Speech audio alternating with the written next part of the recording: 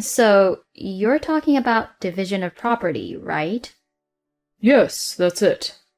We did divorce, so the property's going to be divided in half, right?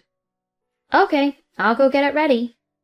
My ex-husband, Sebastian, and his lover, Lana, grinned as I said this. But I came back with my own purse. Seeing that I was not carrying a thick envelope, my ex-husband and his lover looked at me suspiciously. I opened my wallet, not caring about their reactions. Okay, that's 30 cents each for the division of property. My name is Amelia. I am 32 years old, and I work for a company. How my husband Sebastian and I met is pretty unique. I had a boyfriend that I dated until 3 years ago after I graduated from college. We were together for about 7 years. I loved him as my boyfriend, and of course, I was thinking of marrying him. So, I was waiting for him to propose to me. However, he never proposed to me for a long time, and when I talked about marriage, he kept on brushing it off. So, one day, I built up my courage and decided to ask him. If you're not going to marry me, then let's just break up. I'm in my 30s now, and I don't want to be with someone who won't seriously consider a marriage with me. I thought saying this would finally make him decide in getting married to me. But he said, Okay, then let's break up. My mind went blank when he said that. He apparently had no intention of getting married and was being with me because he didn't want to be alone for the time being. What was the point of us even going out then? Was it just that I was the one who was only in love with him? You've got to be kidding me. You're the worst. You stupid idiot. I said that as I ran out of his room. Of course, he didn't chase after me. I was filled with helplessness and wanted to get back home as soon as possible. So I quickly called for a cab. As I was riding the cab, I almost burst into tears on the way home. I looked down so that the driver would not recognize me, but I could not seem to suppress my feelings. Then the driver suddenly stopped at a gas station parking lot. As I wondered what was going on, the driver looked in the rearview mirror and said this. Excuse me, can I go to the restroom for a minute?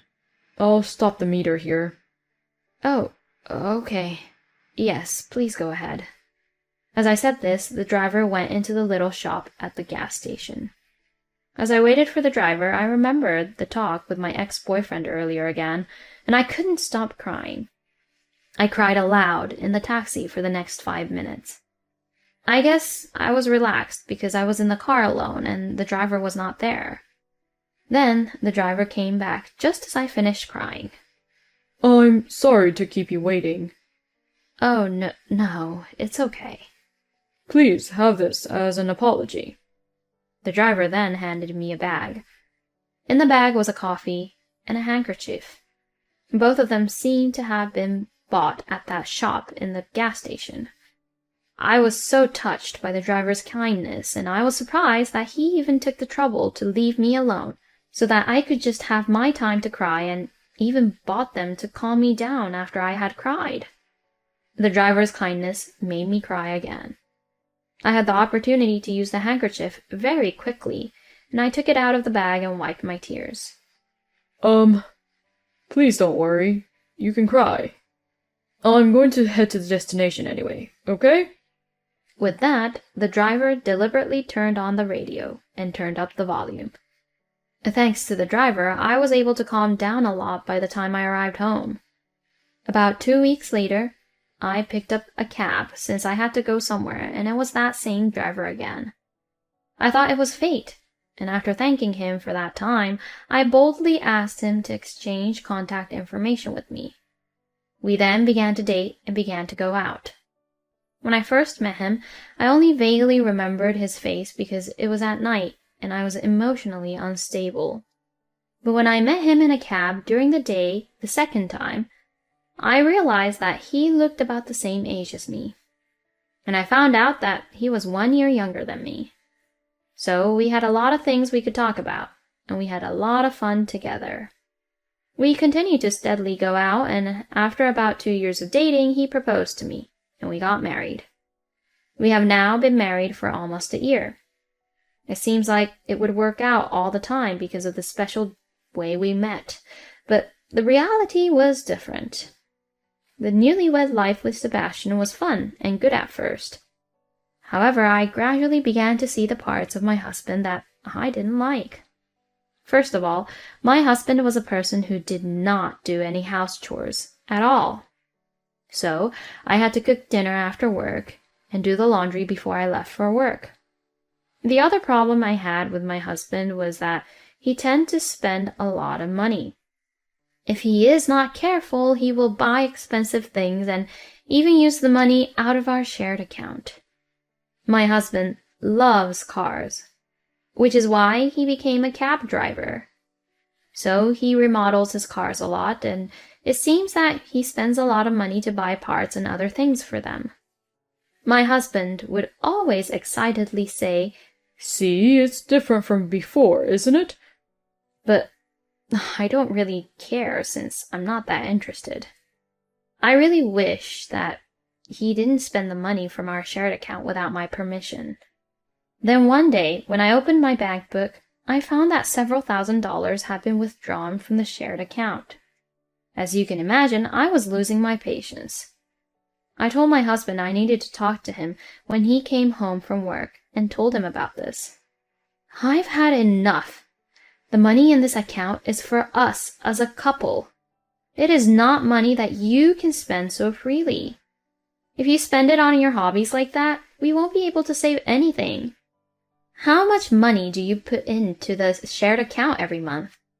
You only put about $500 a month.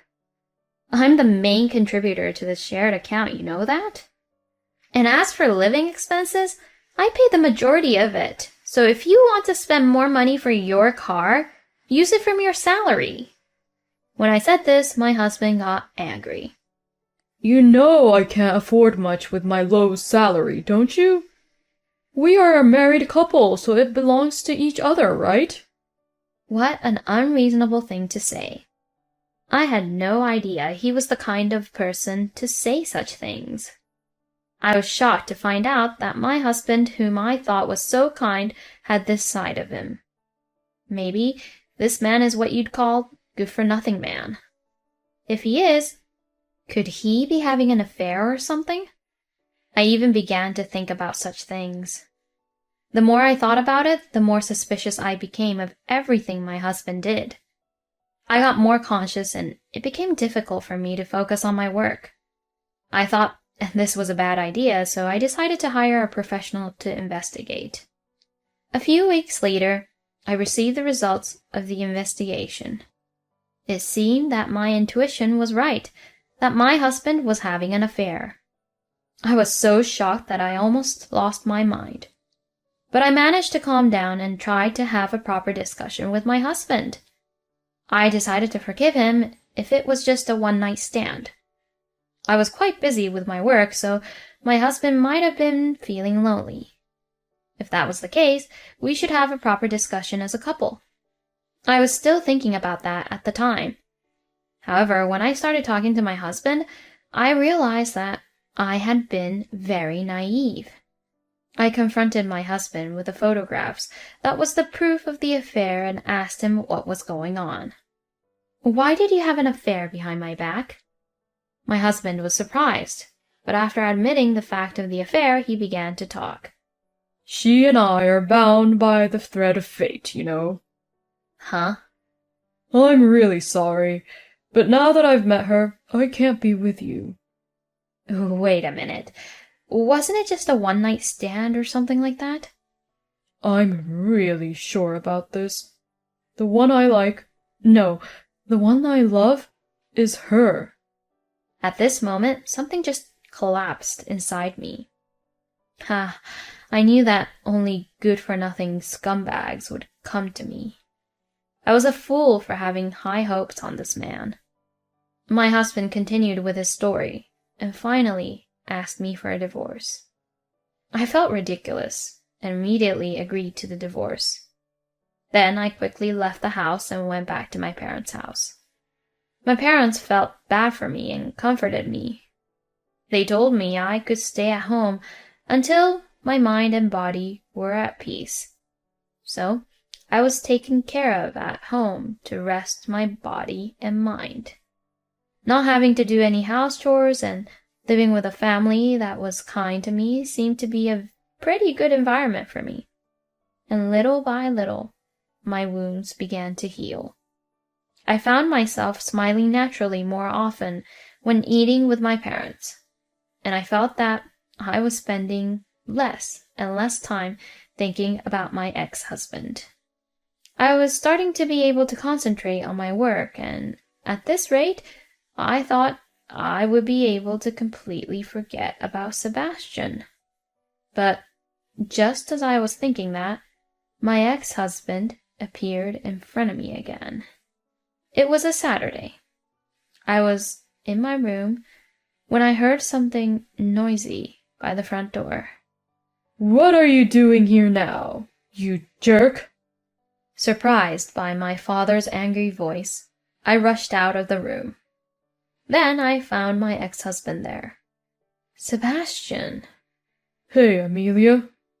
"What are you doing here?" I asked as I glared at him. "What do you mean? I came here to talk to you." "Talk to me about what?" "About division of property. Come to think of it, we haven't talked about it, you know." "Okay, well, let's just get this over with." When I said that, my ex-husband's face lit up. "Hey, we got permission.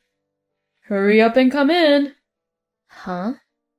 Who the heck did he invite over to my parents' place? The front door opened, and I was startled to see that person enter. To my surprise, it was my ex-husband's lover, Lana. How could he bring his own lover to his ex-wife's parents' house? What kind of nerve does he have? I almost fell over with dizziness, and I had thought I could just forget about the scumbag. But I had no choice but to let them in the house and put them in the living room, because it looked like it would be a huge hassle if something happened here. "So, you're talking about division property, right?" "Yes, that's it. We did divorce, so the property's going to be divided in half, right?" "Okay, I'll go get it ready." My ex-husband Sebastian and his lover Lana grinned as I said this. My parents are looking on, arms folded, as if they are not convinced at the situation. They probably don't want to see me divide the property and give Sebastian the money. But I came back with my own purse. Seeing that I was not carrying a thick envelope, my ex-husband and his lover looked at me suspiciously. I opened my wallet, not caring about their reactions. "Okay, that's 30 cents each for the division of property." "Huh?" My ex-husband looked confused. "Hey, you're kidding, aren't you? I'm asking you about property division, you know? So give me my portion of the money." I told my ex-husband, who didn't understand the situation. Unfortunately, the money left in our joint account was 60 cents. So the property division was 30 cents each. I opened the bank book of the joint account and showed it to him. My ex-husband and his lover looked into it and were absolutely mortified. "Huh? Is that all I get?" "What the heck is the meaning of this? You told me that you'll get more money." Sebastian's lover questions him. Then my ex-husband made a surprising statement. "Hey, Amelia, you're hiding some money, aren't you? I know that you have $200,000, because I saw it on your bank book, you know. Where are the savings for that? If it's half, I should at least get $100,000, right?" Now hold on a minute. Did you look at my bank book without my permission? "Well, we were married, so it's fine." This man was snooping around my bank account without permission, and he was trying to take it without telling me. But this man is mistaken about one thing. You don't know anything, do you? All my savings I made was all before I married you. That's why it can't be a joint property. What? You're kidding, right? You really know nothing, huh? Wow, you really are ignorant. You don't get anything but that 30 cents. The rest of the money I put into our shared account was used so that you could remodel your car. Huh? Remodel the car? Sebastian, what does she mean by that? Well... You didn't even remodel your car though, did you? I was surprised by Lana's statement. What the hell do you mean by that? When I questioned them, my ex-husband started telling me the truth. Well, I used the money in the shared account to take Lana on vacations and to fancy restaurants. I was surprised to find out that my ex-husband was not using the money for his hobbies, but was using my money to pay for his lover.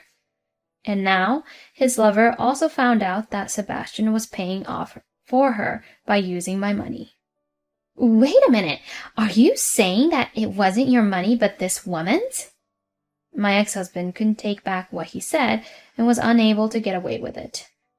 You're just the worst. You won't get to remarry me now.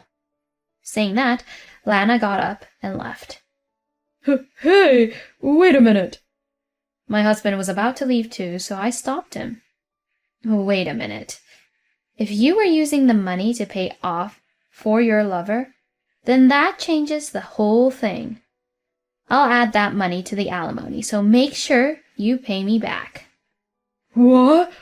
Oh no! Cut me some slack. No way. You did it all on your own so you could just show off, didn't you? So I'll make sure you pay what you owe. My ex-husband was pale. I then filed a $60,000 for alimony against my ex-husband through my lawyer. I also asked for $30,000 for his lover, Lana. My ex-husband was in a lot of debt, even though his salary was low, and he had also been dumped by his partner.